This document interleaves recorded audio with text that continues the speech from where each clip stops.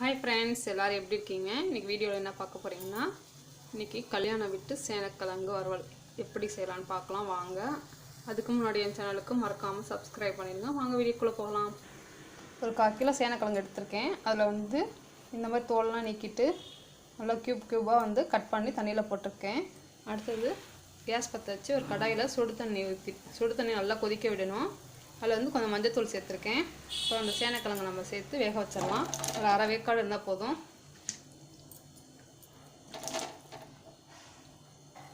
இப்போது கொஞ்சம் உப்பு சேர்த்துக்கலாம். இது தயிர் சாதத்துக்கு, வெரைட்டி ரைஸ்க்கு, சாம்பார் சாதத்துக்குலாம் சூப்பராக இருக்கும். நீங்கள் ட்ரை பண்ணி பாருங்கள்.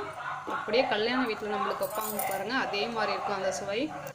இப்போது காய் வேகிறதுக்குள்ளே நம்ம ஒரு பேஸ்ட்டு ரெடி பண்ணிக்கலாம். இதில் ஒரு மிக்ஸி ஜார் எடுத்திருக்கேன். இதில் 2 ஸ்பூன் தேங்காய் திருகல் எடுத்திருக்கேன். சோம்பு, பட்டை, கிராம்பு, ஏலக்காய், அடுத்தது கொஞ்சோண்டு சின்ன வெங்காயம். இதெல்லாம் நம்ம நல்லா கொரகொரப்பாக அரைச்சிட்டு வந்துடலாம். நைஸாக அரைக்க வேண்டாம். இப்போது ஒரு அரை வேக்காடு வெந்துருச்சு. இப்போ நம்ம இதை வடிகட்டிடலாம். இது ஒரு 5 நிமிஷத்துக்கு ஆறட்டும். நம்ம அதுக்கப்புறம் எண்ணெயில் போட்டு ஃப்ரை பண்ணி எடுக்கலாம். இப்போ ஆயில் நல்லா சூடாக இருக்குது. கொஞ்சம் கொஞ்சமாக போட்டு நம்ம சேனக்கிழங்கு பொரிச்சு எடுத்துடலாம்.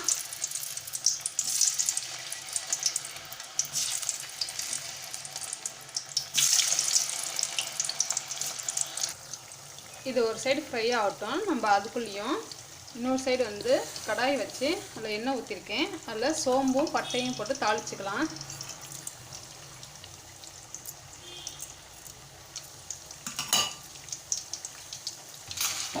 அடுத்தது ஒரு பெரிய வெங்காயம் கட் பண்ணி வச்சுருக்கேன், அதை சேர்த்துடலாம்.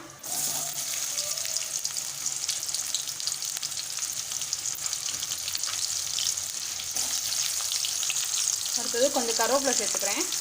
இது நல்லா வதக்கிக்கலாம்.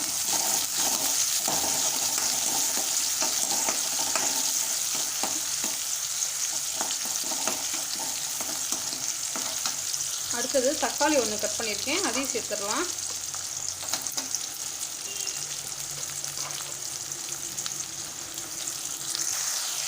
இப்போது இஞ்சி பூண்டு பேஸ்ட்டு கொஞ்சம் சேர்த்துடலாம்.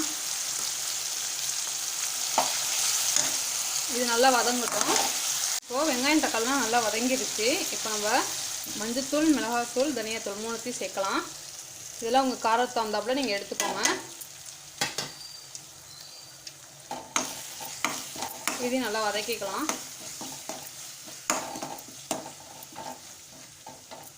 அடுத்தது நான் சேனக்கிழங்கு ஃப்ரை பண்ணி வச்சுருக்கேன் எண்ணெயிலேருந்து, அதை சேர்த்துடலாம்.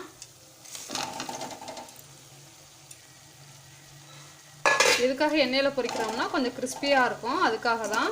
இது ரொம்ப நேரம் நம்ம வேக வைக்கணும் அவசியம் இல்லை. நம்ம ஏற்கனவே வேக வச்சனால இப்போ நல்லா வதக்கிக்கலாம். அடுத்தது நம்ம தேங்காய் விழுது வச்சுருக்கோம் பாருங்கள், கொரப்பாக அரைச்சி வச்சுருக்கோம்ல, அதை சேர்த்துடலாம். அடுத்தது தேவையான அளவு உப்பு. ஏற்கனவே நம்ம சேனக்கிழங்குல உப்பு சேர்த்துருக்கோம். இப்போ மசாலாவுக்கு மட்டும் கொஞ்சம் உப்பு சேர்த்தா போதும். இதை நல்லா வதக்கிக்கலாம். நல்லா வதங்கிருச்சு ஃப்ரெண்ட்ஸ். அவ்வளோதான், நம்மளோட கல்யாண வீட்டு சேனக்கிழங்கு வறுவல் ரெடி ஆகிருச்சு. இப்போது கேஸ் ஆஃப் பண்ணிடலாம். அவ்வளோதான் ஃப்ரெண்ட்ஸ், சேனக்கிழங்கு சூப்பராக ரெடி ஆகிடுச்சு. உங்கள் வீட்டில் ட்ரை பண்ணி பாருங்கள். பிடிச்சிருந்துச்சுன்னா லைக் பண்ணுங்கள், ஷேர் பண்ணுங்கள், கமெண்ட் பண்ணுங்கள். மறக்காமல் என் சேனலுக்கு சப்ஸ்கிரைப் பண்ணிடுங்க. நம்ம நெக்ஸ்ட் வீடியோவில் பார்க்கலாம். பாய்.